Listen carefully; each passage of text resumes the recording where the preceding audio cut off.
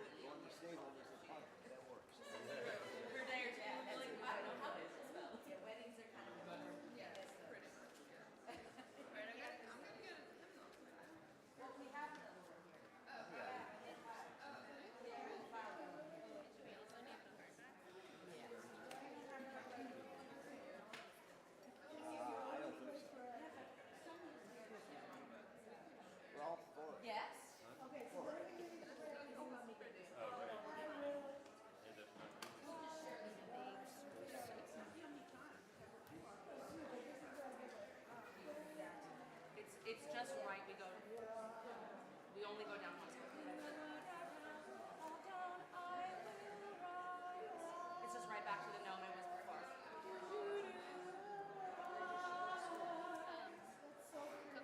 Yeah. Yeah, I'll just stand behind it.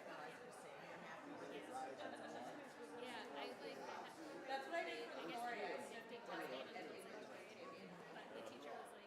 And I mostly knew it by. Yeah, and I was like, well, that's all I care. I don't care if she's old and forgifted. I just want to make sure. Did I go to the Cherry Hill thing? No. I was, and I don't have cars. It's amazing how it's hard to get around. I know, it's just, yeah. And it actually isn't really like tied to any kind of like future success in school. It's just like, Hill music director, Cherry Hill. So They were having snow. her research. They did a research project for Black History Month. Based on a book from the library. So Very last proud of her. Yeah. But that was like she like synthesized it. Yeah. But I liked that they like just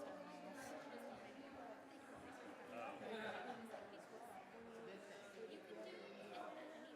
If you're finished doing color sheet, you know, like that's also a good like different.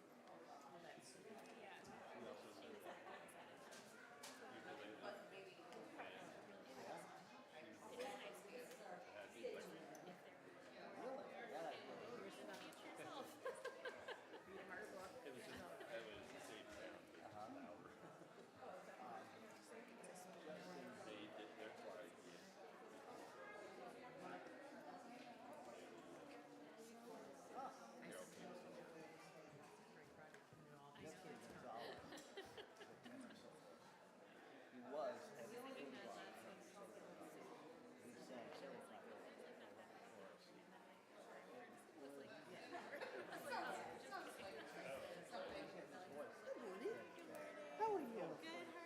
was doing wonderful. Are you? I'm Rabbi Lonnie. Yeah. I'm Maria. Nice to meet you. Am I Nice to meet sitting you. in your seat? No, I do not. This is for either for you or Reverend Hannah. Oh, I'm preaching today. Okay, so this is for you. Okay, water. Enjoy. Oh, I know. More than enough. Abundance of water. Good to go? Yeah. Let's do it. You know, like at my school, I just go to the building and then I can figure it out. Good morning. Can you hear me? There we go. Good morning. My name is Stearns Matthews. My pronouns are he, him. I serve as your Director of Music Ministries, and welcome to the Unitarian Society of Germantown. We're so happy you're here.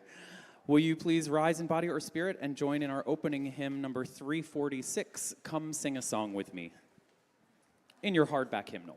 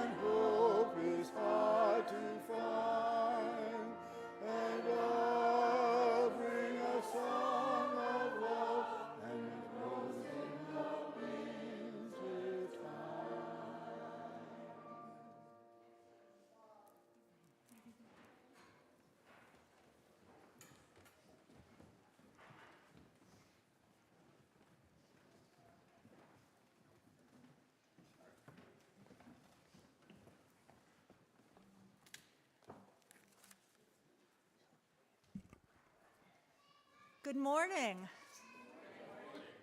and welcome to the Unitarian Society of Germantown. My name is Shobi Canal, and my pronouns are she and her.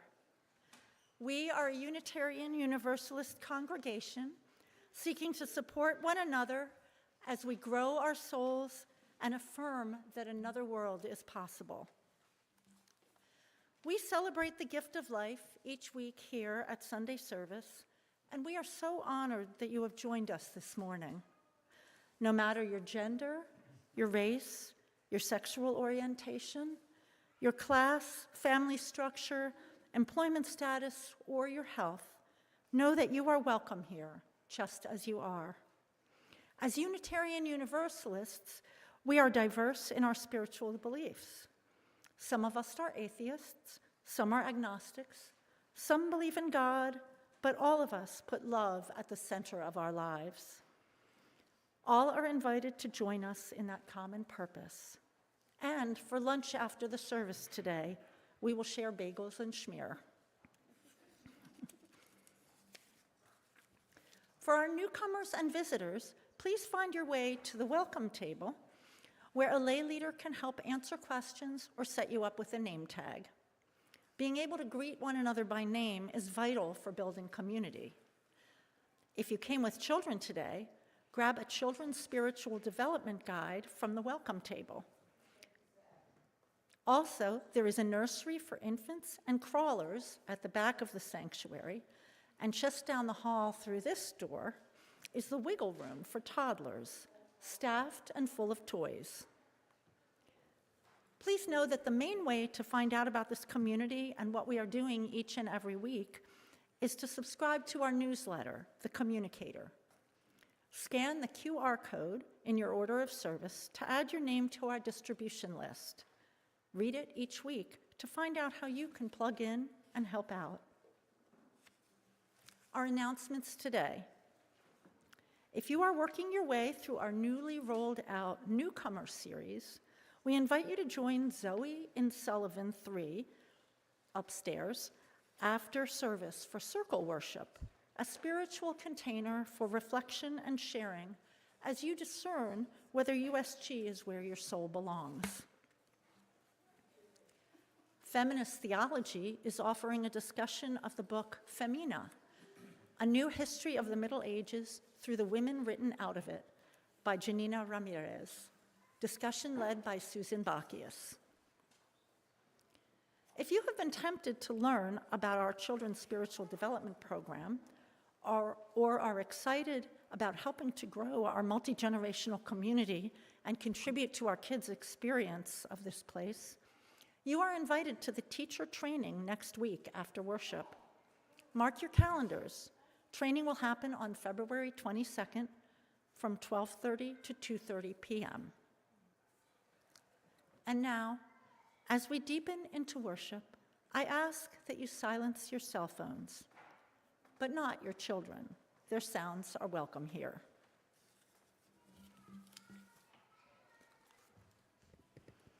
Good morning, everyone. My name is Rabbi Lonnie Kleinman. I use they and she pronouns, and I'm so honored to be with you here today. I live about half a mile away and somehow have never been in your gorgeous building before, so thank you for having me. Our call to worship today comes from Adrienne Marie Brown, entitled Radical Gratitude Spell.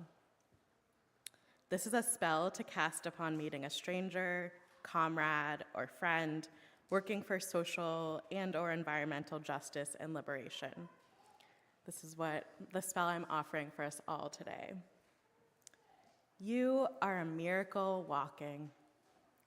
I greet you with wonder, for in a world which seeks to own your joy, you and your imagination have chosen to be free every day as a practice.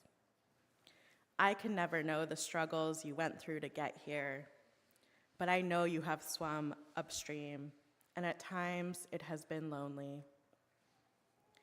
I want you to know that I honor the choices you made in solitude, and I honor the work you have done to belong. I honor your commitment to that which is larger than yourself and your journey to love the particular container of life that is you. You are enough. Your work is enough. You are needed. Your work is sacred. You are here, and I am grateful.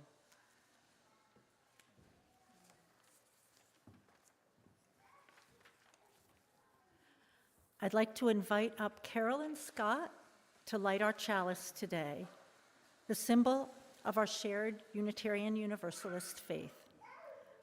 We join with congregations around the country and the world in our ritual lighting. Please read with me the words printed in your order of service. Love is the spirit of this church, and service is its prayer. This is our great covenant, to dwell together in peace, to seek the truth in love, and to help one another.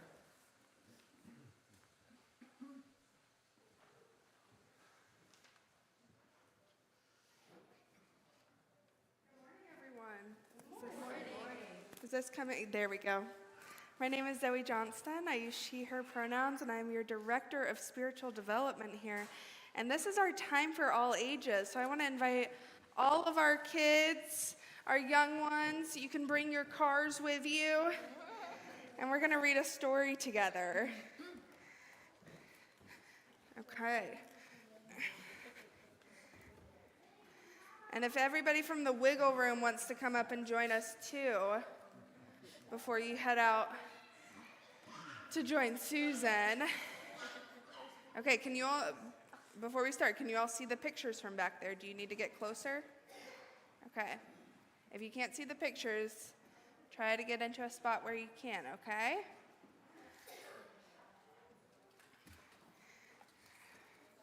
Oh, and I see so many fun fidgets up here. I see some cars. I see, now what do you call that, Faye? A fortune teller. I see some very large stuffed animals. Okay. So I love all the toys that you have, and I'm also going to ask that you be a little bit quiet. Haley, will you stop the train just while we read our story? Can you show me afterwards? I want show me afterwards, okay? But find me. Okay. So our story today is called The Invisible Web. Have any of you ever read this story before? Yes. You have. Okay. So this is The Invisible Web. And before we start, what do you think is the invisible web? Do you have any guesses? Quinn, what's your guess?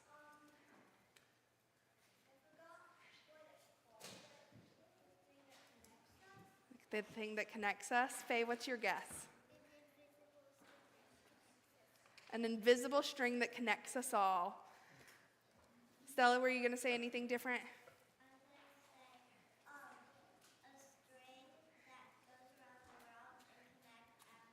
A string that goes around the world and connects everybody. I think you all know this story already. But we're going to do it. We're going to do it anyway, okay? Okay. The very best news ever has begun to spread all over the world, one heart at a time. Shout it from the mountaintops. Every single one of us is connected to those we love by invisible strings. That means Giovanna and her daddy are always together, even though he moved to a new house. Omar can feel the tugs of love from his parents, even though he is living far away at school. Mr. Chang still feels Mrs. Chang close by, even though she died such a long time ago. And you, at this very moment, may feel the string of someone close to you, even though they aren't there. You can't see it, but it's real. Do any of you feel connected to people right now? Yes. You feel connected? Our strings reach out to everyone we know. They travel far and wide to families and friends, classmates and coaches, to bus drivers and babysitters, neighbors and pets, to aunts and uncles and grandparents and grandchildren and countless other people. And all of those people have hundreds of strings. Soaring high over rocky peaks and across the seven seas, deep into jungles and valleys and winding through the busiest of cities, all these strings crisscross one another and create a nest that covers the planet, interlacing us together, cradling us together forever. The web has no borders and wraps around every continent. Within it live butterflies and flowers, starfish and seahorses, lions and ants, rivers and snowstorms, and all human beings. Giovanna, Omar, Mr. Chang, and of course, you and me too. Do any of you feel connected to these types of creatures? These butterflies and seahorses? Yeah, these are pretty too. Some say it even reaches to our ancestors and those we cherish in the beyond. One tug on a string sends love to every one of us woven together in this divine tapestry. And that means just one good deed travels across the entire web. Everything is linked. But sometimes folks forget. When they can't feel their strings, they forget about the invisible web. And that's when strings get tangled up. Like when lonely Louisa isn't invited to sit with anybody at her school at lunchtime. Or when Stad Stefano wishes his friend Marco wasn't so bossy when he played. Or when Mrs. Patel struggles at work without help and just wants to quit.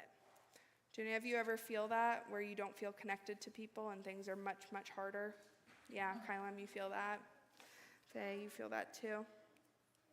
Even violence and war can erupt when too many of us forget the web. When strings are ignored, they can become weak and begin to unravel. But the more people who care for the web, the stronger it remains.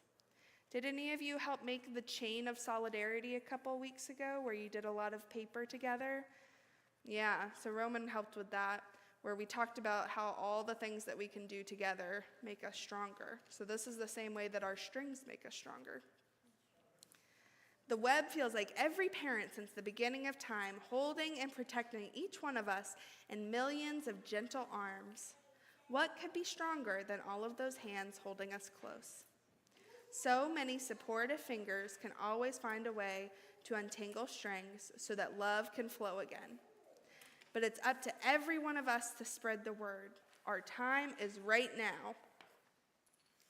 As we tell our families and friends, siblings will remind siblings, who will write to cousins, who will call their great-great-grandparents, who will just nod and smile as if they have always known. If we remember the web and tug at it often, nobody will ever be left out. We will see others more clearly. The people of the world will look into each other's eyes. They will smile at one another. And when one of them cries, they will all want to help. And they do. Marco apologizes to Stefano, who forgives his friend, and they have even more fun playing. Someone helps Mrs. Patel at work and tells her what a great job she's doing. She remembers that she's important and feels happy.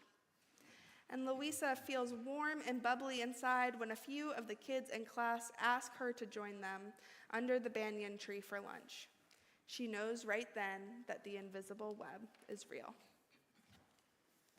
After school, Louisa cries with joy as she strokes her cat, who puts the news to the stars, and the stars whispered the secret to the clouds, who share it with the songbirds, who serenade the world with this exquisite melody of love at the start of the morning and all during the day, until, as the invisible web glitters in the magic of twilight, the owls take over and hoot the news throughout the night. The invisible web is alive. It is time right now. It breathes as we breathe, pulsating all over earth, the single heartbeat of life and love. And do you know what that makes us all? One very big family. The end.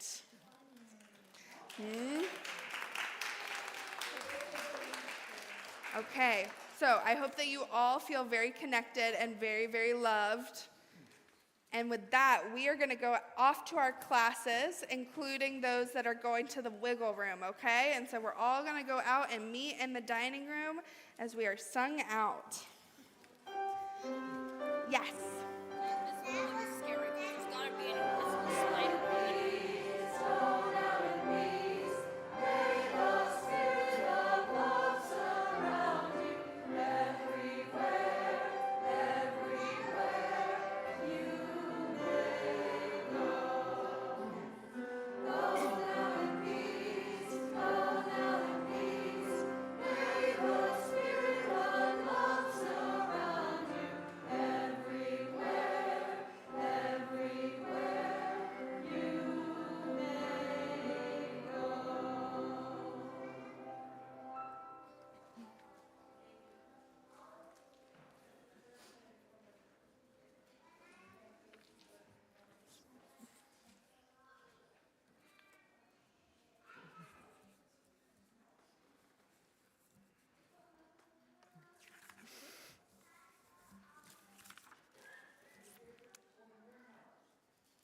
These past few months, a famous phrase from William Shakespeare's play, Richard III, has repeatedly, almost relentlessly, come into my mind. The winter of our discontent. It captures not only my own prevailing mood, but also something in the wider atmosphere. The winter of our discontent. Anybody else feeling that these days?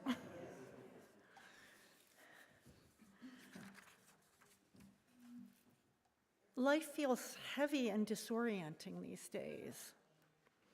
Masked government agents attack, kidnap, and kill people at home, at work, and in our public spaces. Our EPA abandons efforts to address climate change. Our National Park Service tears down meticulously created historical displays, honoring the enslaved members of George Washington's household. We wonder when our city might be targeted with a Minneapolis-style assault. As a white passing person with multiple kinds of privilege, I've historically had a level of security denied to many fellow Americans. So the fear I feel now feels unfamiliar. I never imagined I'd need a passport when I visit my favorite Asian grocery stores, but I carry mine now. On top of all this, each of us in this sanctuary carries our own private griefs and burdens. During this cold, snowy winter, I miss my mom, whose death in February 2016 came as such a shock. I'm determined to appreciate all that is good in this world, the beauty of the snow, the clear winter nights, the many blessings of life. But solitary gratitude practice is no match for this kind of fear and horror, nor should it be. We humans are social beings, and hope is not an emotion, but a collective practice. As Zoe so beautifully read in the story for all ages, we need to tug at the web often. Our shared predicaments and UU values demand collective action. We're here at USG because we know we need to be together, to find solace and joy together, to keep building beloved community and a more perfect union together. Our ancestors and our Unitarian and Universalist forebearers are here with us. They labored through harder times than these and have much to teach us. Let's keep learning together. Thank you. This week, we share the plate with Congreso de Latinos Unidos, a human service organization with roots in the heart of North Philadelphia's Latino communities and a reach that extends the welcoming and inclusive spirit of familia and mi casa es su casa to all. Their mission is to enable those in predominantly Latino organizations to achieve economic self-sufficiency and well-being. Please give generously, as we have found that the more we give away, the more that comes our way. Directions for giving via text can be found in your order of service. Cash and checks can be dropped in the plates as ushers pass by. As the choir gets in place for the offertory, I'll just tell you the information that's missing from your order of service. The composer of this piece, Show Us How to Love, is Mark Miller, who's a Methodist composer from North Jersey, about 10 minutes from the congregation where I used to be the UU music director up there. The second piece we're singing for you today is by Mark as well, and they feel ridiculously appropriate for right now. The text for both is by Lindy Thompson.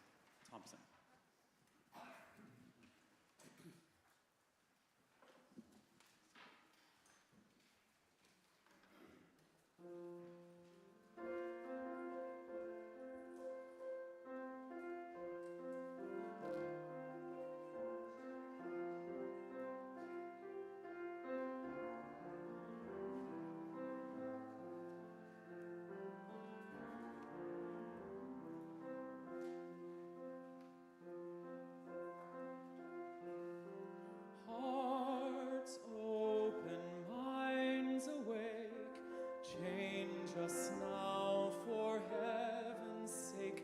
Leave us not alone in hatred's wake. Show us how to love.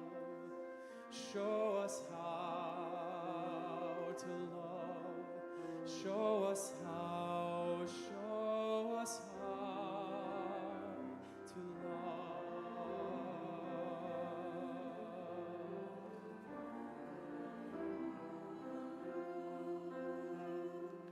Hearts open, souls awake, rules we made, we now must break, with our very own lives at stake. We must learn to love. We must learn to love. We must learn. We must learn to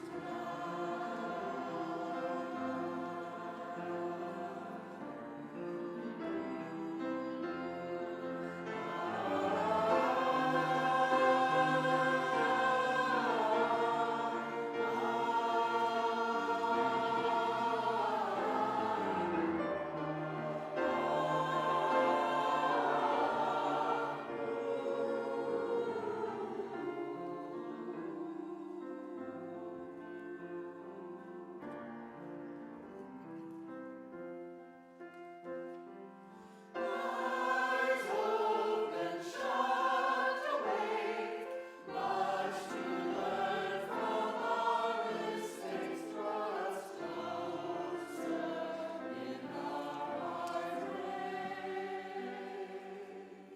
Show us how to love. Show us how to love. Show us how. Show us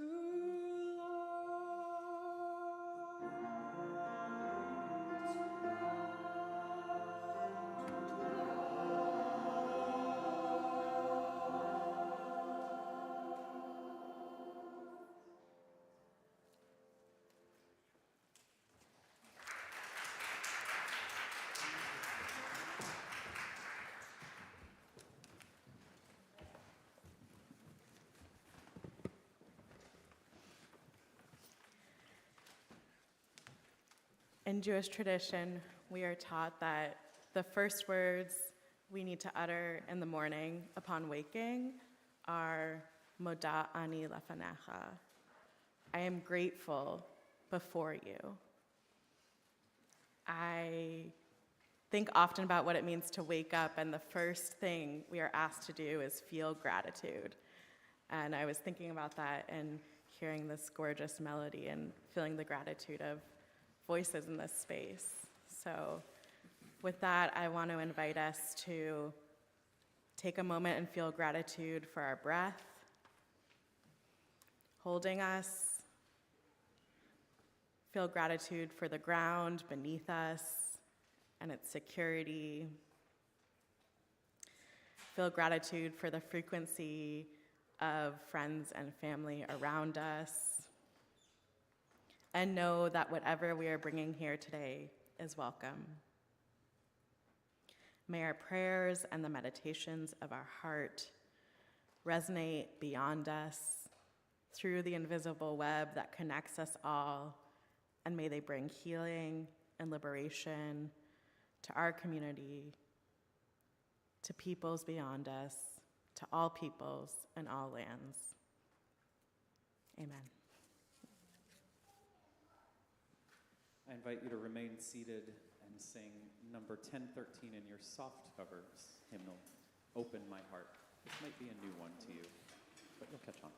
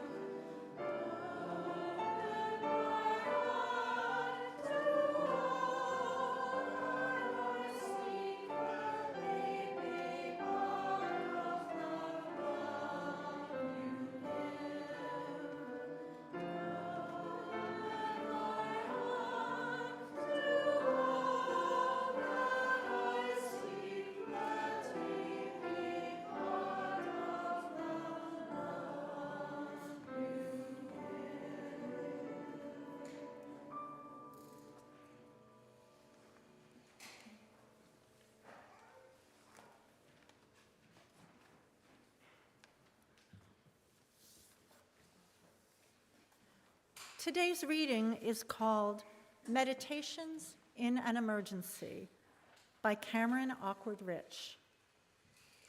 I wake up and it breaks my heart. I draw the blinds and the thrill of rain breaks my heart. I go outside. I ride the train, walk among the buildings, men in Monday suits. The flight of doves, the city of tents beneath the underpass, the huddled mass, old women hawking roses, and children, all of them, break my heart. There's a dream I have in which I love the world. I run from end to end like fingers through her hair. There are no borders, only wind. Like you, I was born. Like you, I was raised in the institution of dreaming. Hand on my heart, hand on my stupid heart.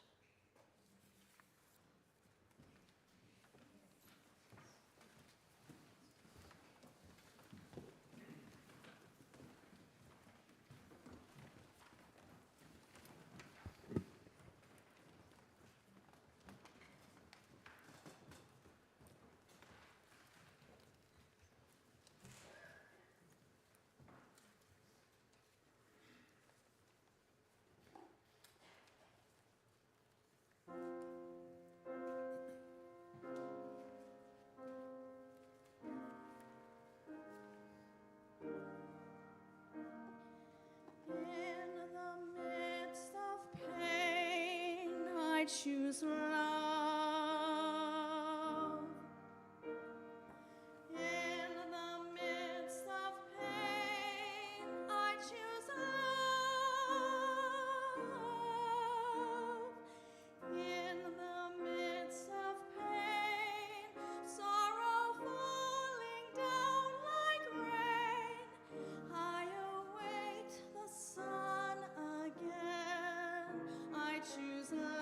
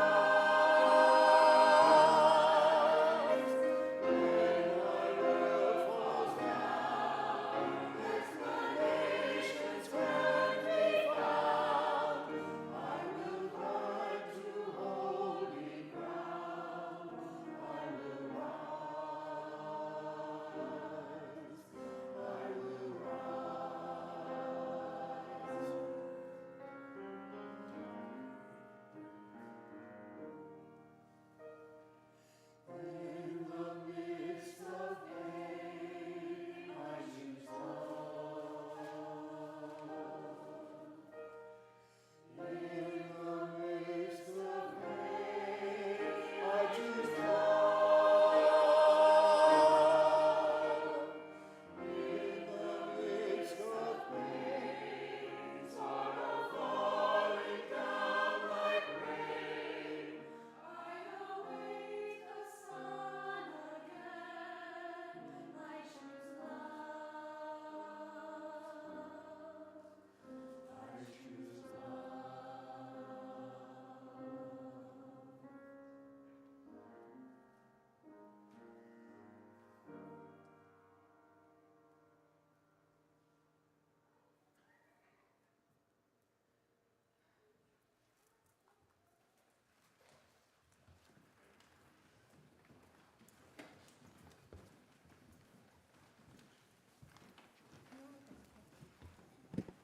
Thank you so much.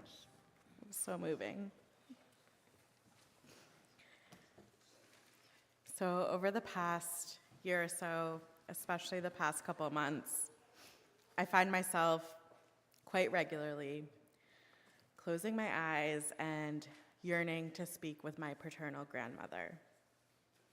I want to ask her about her life, about what fear felt like in her bones, about her neighbors and what they did or didn't do for her, how she knew when she must leave. You see, my grandma Joan was born in Berlin in 1921. Joan spoke 6 languages, maybe 7, I forget how many exactly. She went by Joan, but her birth name was Traut, a German feminine word which means to have guts. I didn't know Joan that well, as she died before I really knew myself. I do know that my grandma loved the mountains, the Arizona sunsets, hummingbirds. I have these vivid memories of watching her sit in the garden, listening to the birds, calm and at ease, which was a rare thing for me to see. While Joan's story and my larger family's story is particular, it is not unique. Heartbreakingly, many peoples over many years in many contexts have experienced similar sufferings of no longer feeling safe at home, of having to leave everything they ever knew and flee in search of a place they could make a life in without facing dangers of imprisonment, starvation, extermination. We are witnesses to these stories today, happening around us and to us. We witness children in Minneapolis, in LA, in Chicago, here, hide in their homes, afraid to go to school, to come home and find their parents taken. And I feel my grandmother stirring inside of me. I don't want to focus too much on my family's story. That's a different sermon, but I want to talk to you about the grief of it all. Because when I watch in Minnesota, with people outside in unbearable temperatures, using their bodies to block ICE agents from kidnapping human beings, I feel this deep wave of grief swell in my chest. Grief that we live under a state that imagines people can be illegal. Grief for the immigrants hiding in their homes, or neighbors' homes, or friends' homes, unable to go to work without fear of being disappeared. Grief for those who are outside doing ICE watch instead of indoors with their children, or pets, or parents, and so much more. I feel the grief of this present moment, and I feel the grief of my ancestors rise up like a wave about to break over my head. And so I remind myself to breathe. You see, this grief has the potential to overwhelm us, to stop us from moving. And then I remember the words of poet Andrea Gibson, "When nothing softens the grief, may grief soften me." And the thing is, I know I'm not alone in holding this mammoth of grief. I know it's here too, with us all. A couple weeks ago, I woke up before the sun and piled into a car with beloved clergy comrades to meet other clergy members in Center City in front of ICE's rented offices. I felt the bitter cold blow through my bones. We spent 2 hours singing and preaching and holding one another, tending to our grief, blocking an ICE vehicle from leaving to kidnap our neighbors. Amidst heartbreak and tears, we warmed one another.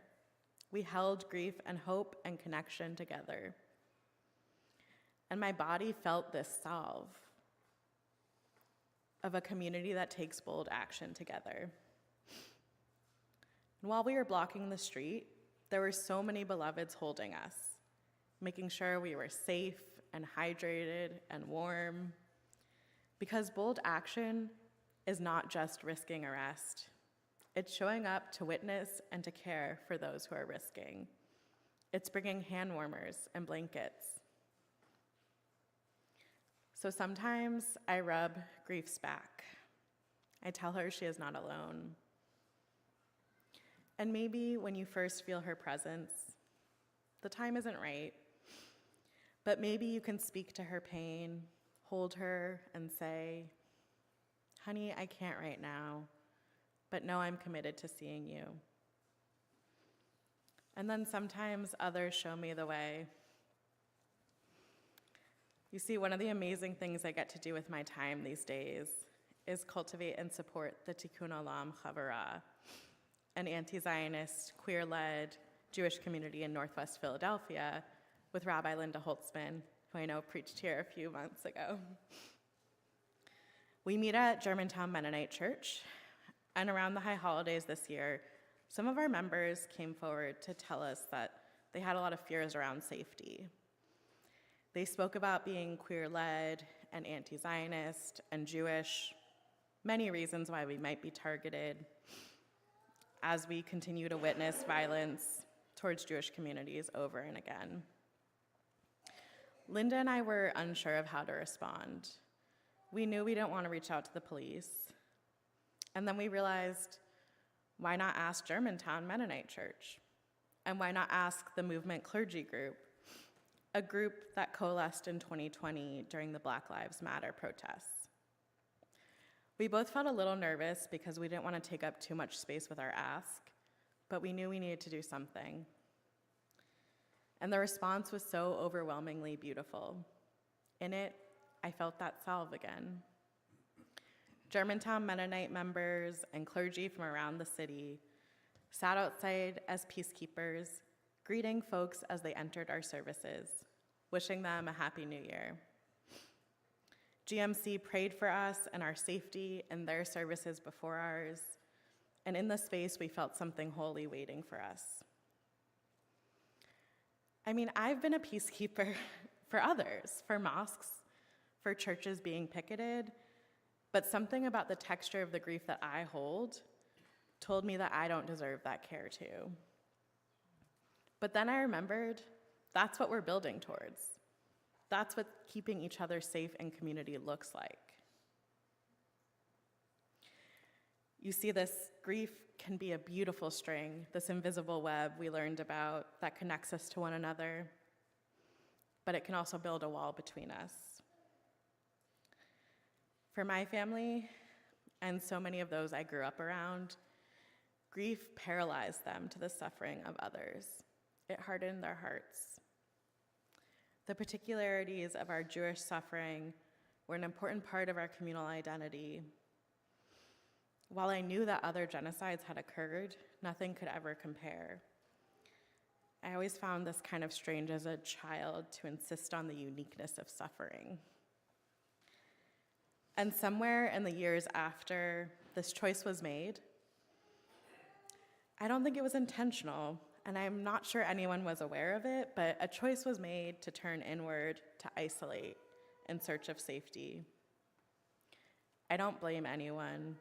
This response makes so much sense. But I learned that we have a choice in it, because grief can close our hearts, but grief can also be a connector, an invitation, a portal.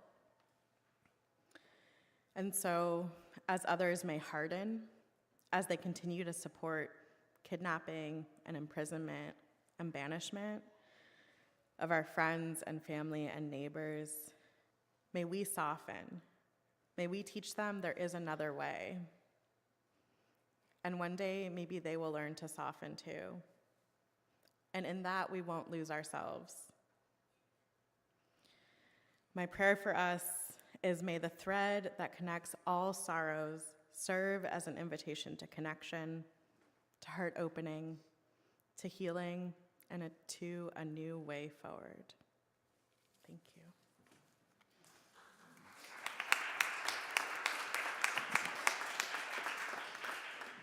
Will you rise in body or spirit for our closing hymn, number 1002, in your soft cover hymnal, Comfort Me.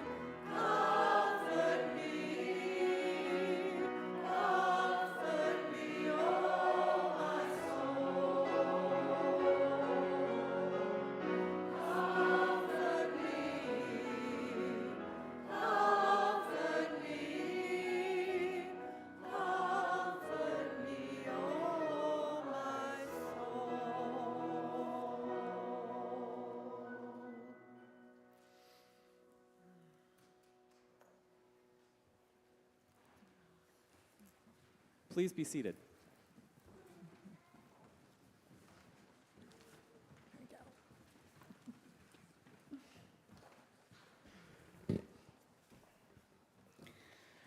I want to invite Carolyn Scott back up to close out our worship. As Carolyn extinguishes our chalice, please join with me in the words printed in your order of service. We extinguish our chalice, but the flame remains in us as we live into the mission of this congregation, building beloved community with compassion, service, and empowerment.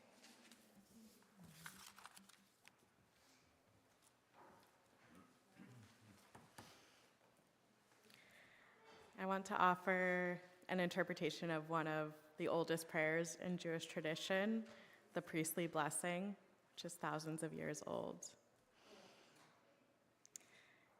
May you feel always blessed and held. May you always feel the warm, gracious energy of the sun. May you see the divine spark in every face you encounter. And may peace be yours always. Thank you so much for having me today.